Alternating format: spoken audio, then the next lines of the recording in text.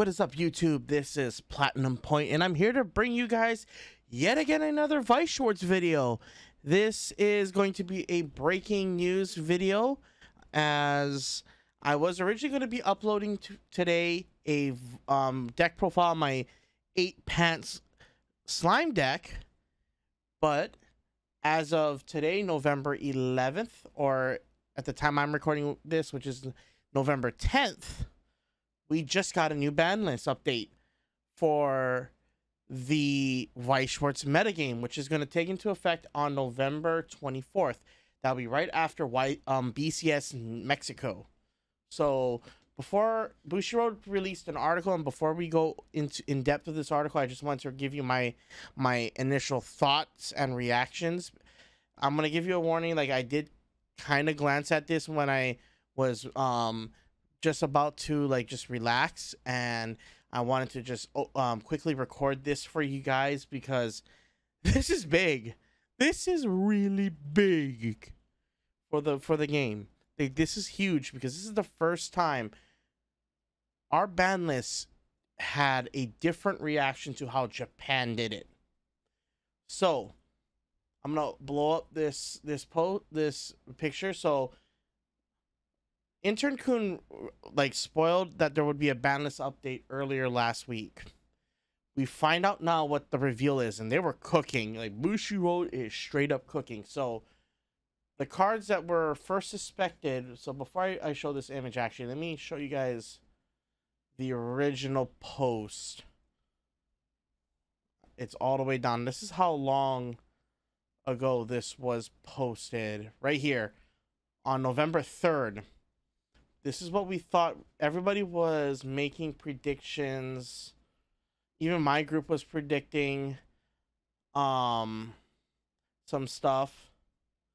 Like the Sokka, for example. Some people predicted Sokka. Some people thought Kaguya. Like, just jokingly, I think. Kaguya unban. So this is what we get instead, which is kind of funny. Now we'll go to the list, just scrolling right back up to the original post, to the new post. So limited to 2, it's going to be the 2-1 Alice from the SAO 10th anniversary anime set, which means we might not even get the 10th anniversary light novel set, because if they took this hit, this is actually pretty big for a lot of people. In Japan, they decided to only hit the level 0 Heathcliff by banning that, and I think they also banned or limited the 1-0 Brainstorm Alice.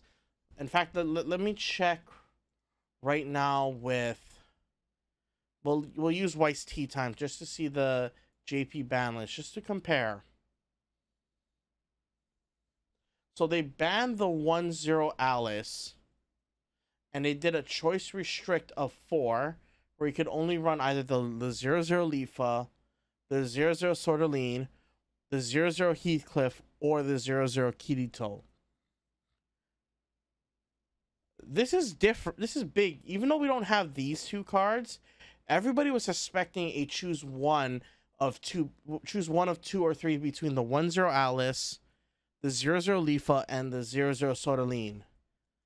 Because they hit it this way, they've effectively killed the Alice combo. And a lot of people are going to be saying, oh, no, it doesn't. It actually does. This is a heavy blow to them, because now they can, now they're only able to dig for 2 copies of this. And even if they're able to dig through it and shuffle it back with the Sordeline and the other Alices, at most they're going to be able to launch is 2.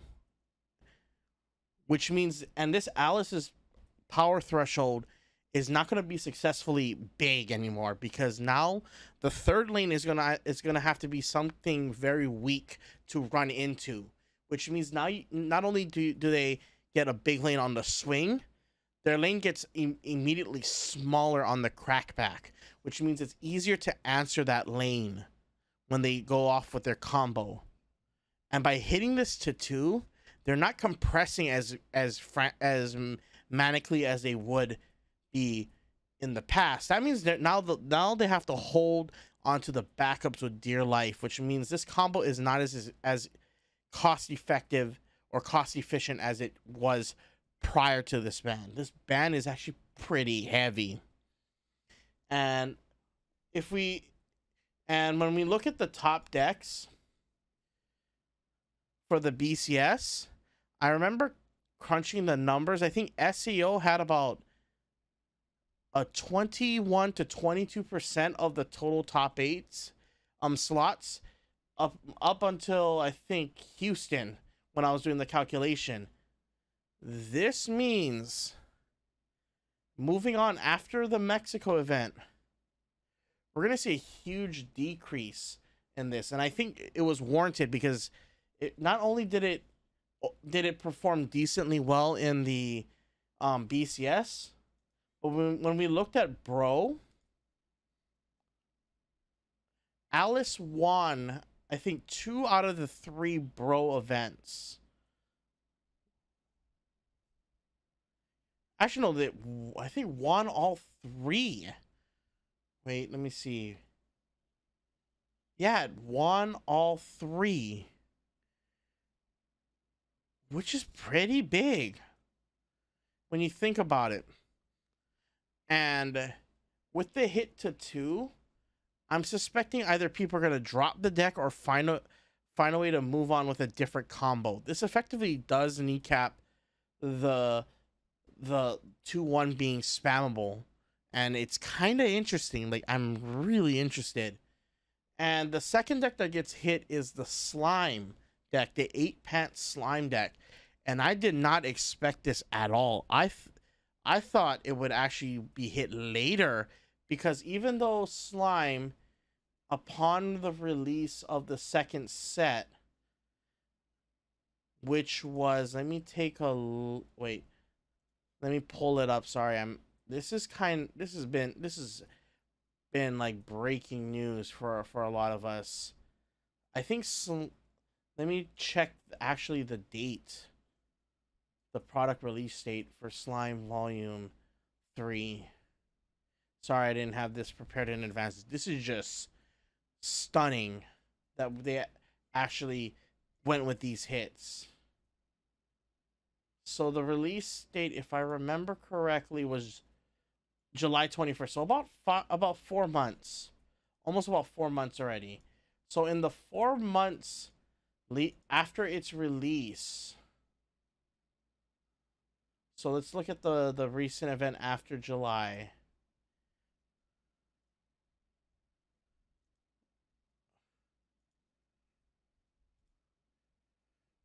So Slime takes, I think Slime was like the 2nd or 3rd most represented deck in the top cut. And even Slime was competing for that top slot. And it was seen as one of the counters to Alice, because of the fact that the Slime decks had hexproof. So like, let's look at the one of the lists, for example, just so you guys can kind of see what I'm talking about here. So like, the Slime deck had access to the pairing of this Brainstormer and this 2-1 hexproofer, along with the 1 and 2 step combos. So not only did this deck allow you to compress at the same rate, almost at a similar rate to Alice in terms of building stock and resources, but players had to handle dealing with hexproof, which was one of the surefire ways Slime had a really good matchup against Overlord. Well, by doing this, Slime now has to rethink their game plan on what kind of what kind of setup they're gonna do. And I'm gonna be honest with you guys, I think this was necessary, because if you hit Alice and not touch Slime would have been a very big problem in terms of compression decks. Sure, Slime doesn't have the kill potential that SAO had and other decks had, but it had insane compression, which allowed them to essentially brute force their way into victory. So by doing this, I'm kind of curious where Slime is going, because with set 3, the deck does have a lot of utility in terms of, because I still think the Neuron Brainstorm and the Shuna 2-1 is something that should still be in the deck because of the fact that you get an insane amount of just board protection with just those two cards. And with Overlord going around, I think that's the game plan you might have to stress, because now you're going to have to go, I think, a more compression route with probably a more traditional route of like door choice, pants door or pants choice. So I'm kind of curious what's going to happen to Slime moving forward. And I'm going to be honest with you, this is very interesting. And then the third list deck, which was 7 Deadly Sins, which was a choice restrict between the 3-2 Gil Thunder and the 3-2 Escanor, which is kind of surprising as 7 Deadly Sins didn't really do much this BCS. Like, it did have a few tops here and there, but after the arrival of Hololive, set 2, the deck like kind of almost fell off. Like it popped up here and there, and I think it was necessary that they hit the Escanor, because that finisher is just basically got the Shiki effect from from the Japanese set. Was it? I'm trying to remember that Japanese set. God dang, I'm trying. Oh, Summer Pockets.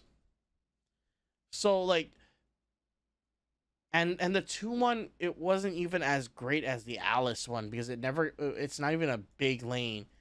But I do think they had to check the Escanor finisher and make it, I think, a choose 1 or 2, because originally in the ban list for English, I think it was just that card that got taken out of the deck. That and the level 0 Escanor Ricky. So they basically swapped places, the level 0 Ricky and the 3-2, which is kind of interesting, because now if you're running the Escanor deck, you have to choose a different game plan, because now actually it doesn't really hit the deck at all, if anything.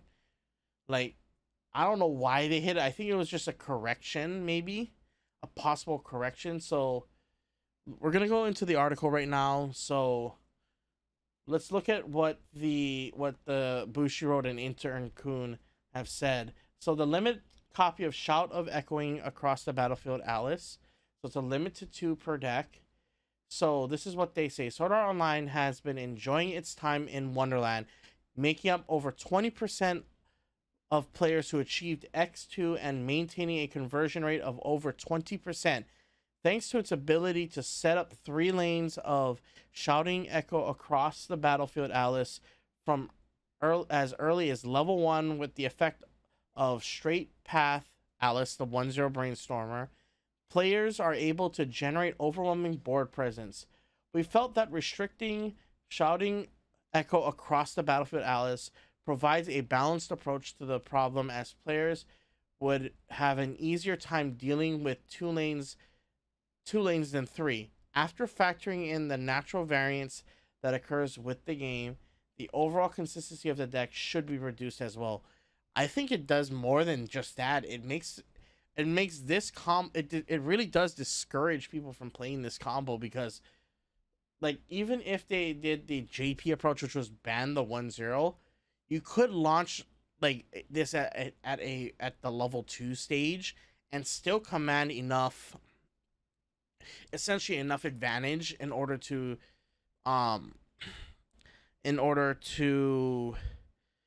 like amount some kind of some kind of advantage if the game slowed down.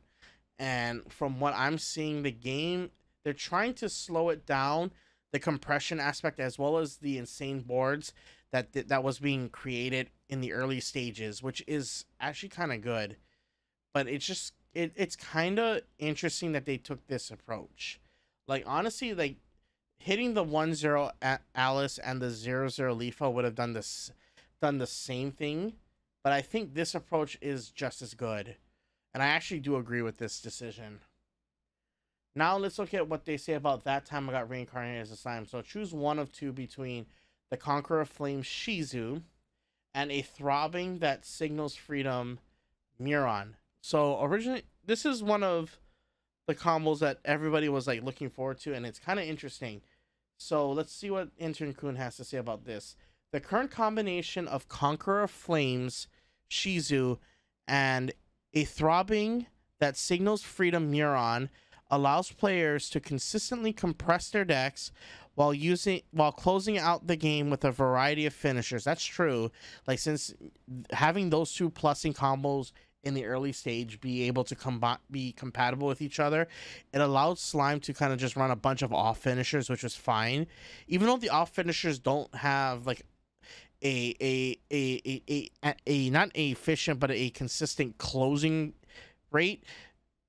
Just simply compressing at the rate that the 8-pants Slime decks did allowed this deck to just effectively get away with running those inefficient finishers, because they could compress their decks to a point where they could cancel out any damages from the turns that they couldn't kill the opponent, and then just brute force their way into winning the game.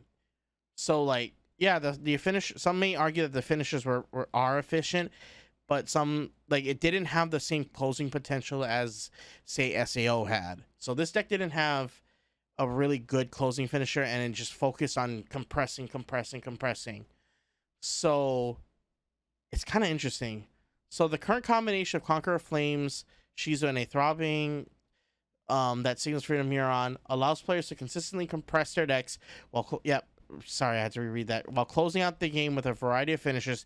Despite being a relatively newer title, more than 15% of players have managed to achieve X2, and it boasts a conversion rate of over 20%, which is true actually. It basically boasts the same conversion rate, being even if this deck is a little bit younger than the SAO deck when it came to release. So that's kind of interesting. So with Sword Art Online getting a hit to its consistency, we didn't want to signal too much freedom for that time I got reincarnated as a slime either. So we decided on this to give other archetypes within the title some room to breathe. I do agree. Like, this was pretty much the only build that people were playing into in the competitive scene because of just the sheer compression and the sheer board, like the hefty boards that it was creating, because the Muron with the 0-0 Brainstorm and the 2-1 Alice was getting to a point where it was 12-5 on offense and defense. So all your backups could help keep them on stage, which meant you could launch the combo again. And the only way they could break this is if they were running Adachis. And this effectively did kind of needed to get hit, which I do agree, sadly. Like, I do love this pair. I think it had to go. So now we're going to look at the 7 Deadly Sins hits. So they brought back, so they swapped the Escanor 0-0 with this one. So let's read their note. Our previous restriction on 7 Deadly Sins fulfilled its intended effect, with only 10% of players achieving a score of X2. We're changing up the restriction slightly to allow Escanor, Master of Tavern, to see play in other archetypes within the title. There's no functional difference with this change, but we hope this allows Escanor to serve drinks to Meliodas, Bond, Henriksen, or whoever he may choose. So we're going to look at this. So, others. We think it's time for Ghislaine. Ghislaine is allowed to flaunt her strong body on the stage once more, so we're cautiously removing the choice restrict on Mushoku Tensei, Jobless Reincarnation. We don't expect the deck to surge in popularity, but if it does, there has also been an increased sighting of sharks and goats, but we've decided to keep an eye on the menagerie just a bit longer, since the numbers of these sightings currently aren't high enough for us to take action. Not to mention that the upcoming addition of a group of fighters might just change up the smell of the meta game 2. So they're releasing Mushoku Tensei, which is already bonkers, because we're getting this unbanned really quickly. Ooh, this is gonna make the metagame very interesting. And the fact, if you read this last line again, Hololive, Bushiroad has got that red dot right in between the eyeballs. And if they overperform, they might get that kill shot. I like what you're saying there, Intern-kun. I like what you're saying. You're basically saying, I'm giving you a warning shot. Brah! If you act up, it's gonna be a bullet in between your eyes. And honestly, they should have put the bullet in between that shark's eyes. I'm sorry, girl, you are toxic for this game, and honestly, you deserve that. The blicky right into your forehead. Sorry, it's kind of funny. Like, they know that the Hololive has been running rampant, and I think this is just to show that they have their eyes on the menagerie, and the menagerie is gonna get John Wicked soon. So thank you, Bushiroad. Thank you, Intern-kun. Like, please keep an eye on Hololive. Like, I think Hololive players, this is kind of a warning. Don't get a little bit too crazy. But honestly, I do think the deck needs to get hit even if. So hopefully they address this Hololive. I'm kind of curious how Mushoku Tensei is going to interact with this metagame. Just because now we have to deal with the monster that is Ainz, Daddy Ainz, Bone Daddy himself, who has the power to just go board wiping. So I'm kind of curious how Mushoku is going to interact with this, because despite Galen being a non-interactive finisher, Ainz just sits there and goes, blink your board, which is kind of nuts. So I'm really gonna enjoy this metagame. I think this is a good shakeup, and Bushiroad, good job at addressing the toxic meta that many of us were enduring these past few months. I wish they could have done something to at least give a warning shot to Overlord, but I kind of get it. It just got released like a month or two ago, so not even a month or two ago. I think it was a month ago. So I understand they gave that Goats the warning shot, but whew, we're about to enter a really interesting metagame. And honestly, like, before I close, I just want to just touch up a bit. It's kind of interesting because the reason why I think they're giving that warning shot to Goats, even though if you look on the Weiss Tea Time list, Overlord wasn't performing as strongly when it came out as many people would have predicted, including myself. So I'm thinking they're just trying to test the waters. I'm thinking Overlord might not overperform. It might perform right around the same amount, maybe 1 or 2 topping here and there, because Slime does still check this with the 0-0 and the 2-1 in the back line. Like, that's one of the key combos that literally checks the Ainz, and the fact that Slime can play multiple backups to essentially threaten the Ainz is kind of interesting, because now, like, yeah, sure, now Ainz can side attack easier into Slime,